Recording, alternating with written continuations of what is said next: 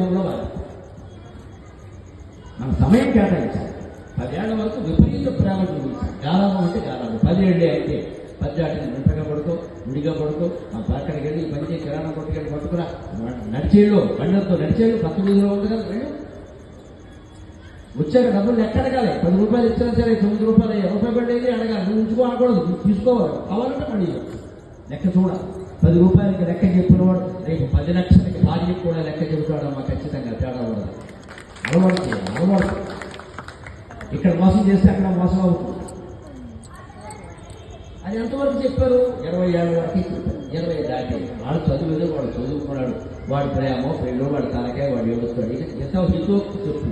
వింటే మంచిది, వినకపోతే మరీ మంచిది. వినాయకుడు సేవ చేసుకోవచ్చు, వీడి సేవ మానేవచ్చు. అయిపోతుంది. వాడికి అమ్మ వాడికి ఏం రాసిపెట్టుంటే ఈ వైరాగ్యం కూడా మన సంస్కృతిలో ఉంటుంది. ఈ గారాబం కూడా మన సంస్కృతిలో ఉంటుంది.